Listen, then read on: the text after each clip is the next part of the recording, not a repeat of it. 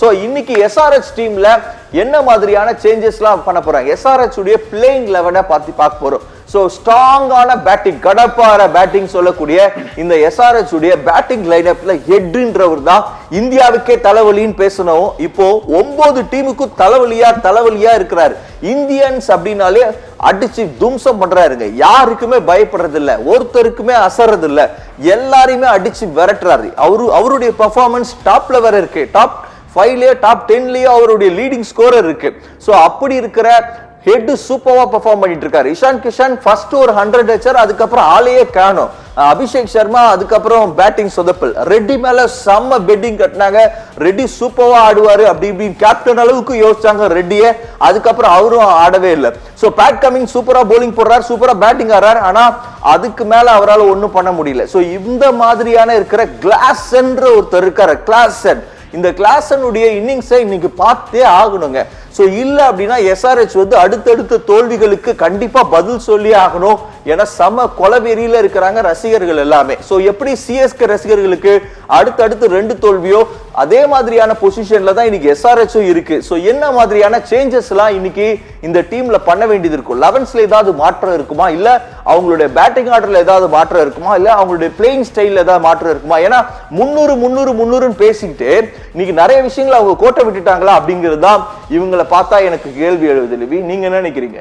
So எனக்கு தெரிஞ்சு இவங்களோட பேட்டிங் லைனப்ல எனக்கு தெரிஞ்ச ஒரு பெரிய சேஞ்சஸ் வர்றதுக்கான வாய்ப்பே இல்லை. ஏன்னா கன் பேட்டிங் தான். ஏன்னா அந்த பேட்டிங் ஓப்பனிங் பார்ட்னர்ஷிப்லேருந்தே நம்ம பார்க்குறோம்.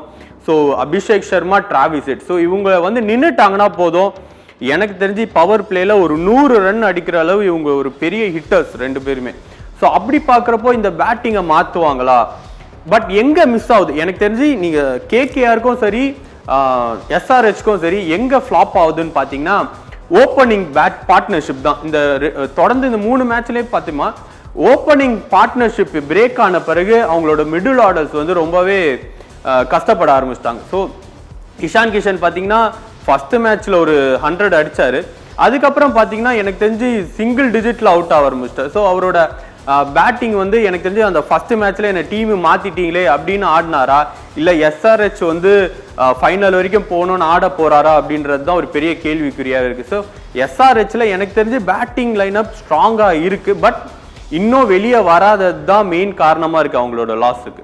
ஸோ அவங்களுடைய கேம் பிளான்ல கொஞ்சம் சேஞ்சஸ் இன்னைக்கு பண்ணுவாங்க அப்படிங்கிறது தான் நம்மளுடைய எக்ஸ்பெக்டேஷன். ஏன்னா 300 அப்படிங்கிற ப்ரெஷரை தாண்டி இன்னைக்கு மேட்ச் வின் பண்றது தாங்க ரொம்ப முக்கியம்.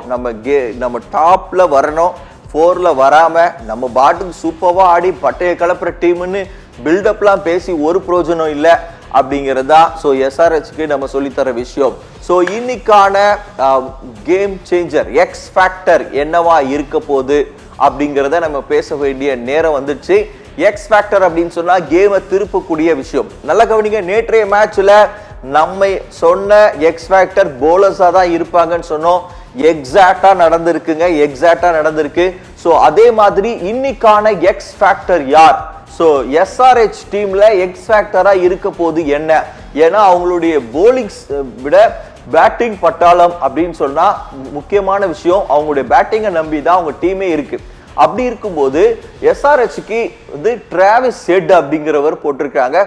அதே மாதிரி KKRல வந்து Quinton Digha left versus left. இந்த காம்போ ரொம்ப முக்கியமான காம்போ இன்னைக்கு மேட்சஸ்ல. ஏன்னா 2 பேரும் ஃபார்ம்ல இருக்காங்க. திரும்ப ஃபார்ம்ல இருக்கிறவங்களே நம்பி தான் நம்ம திரும்பவும் அவங்க மேலதான் இந்த எக்ஸ் ஃபேக்டரை நம்ம வந்து செட்டிங் பண்ண வேண்டிய ஒரு கட்டாயம் இருக்கு. ஸோ இவங்களை நம்பி தான் இந்த டீமா லிவி, இதுதான் கேள்வி. ஸோ கண்டிப்பா எனக்கு தெரிஞ்சு SRHை பொறுத்த வரைக்கும் ஹெட்டை நம்பி தான் ஒரு ஓல்ட் டீமே இருக்கு. ஏன்னா நீங்க என்னதான் அபிஷேக் சர்மா, கிளாசன் இந்த மாதிரி வச்சாலும் ஹெட் அடிச்சாதான் அந்த டீமுக்கு பாத்தீங்கன்னா ஒரு பிளஸ் பாயிண்டாவே இருக்கு. ஏன்னா அவரோட கேம் ஸ்டைலே வேற. ஏன்னா போலர்ஸோட கையை உடைச்சு விட்டுருவார். ஸோ அதுக்கப்புறம் வந்து பாத்தீங்கன்னா எந்த பேட்ஸ்மேன் வந்தாலுமே அவங்களுக்கு போலிங் போடவே வராது. ஸோ அந்த பவர் பிளேல பாத்தீங்கன்னா எக்கச்சக்க ரன் அடிச்சிடுவார். இங்கேயும் பாத்தீங்கன்னா டிகாக் வந்து பாத்தீங்கன்னா அதே மாதிரி தான்.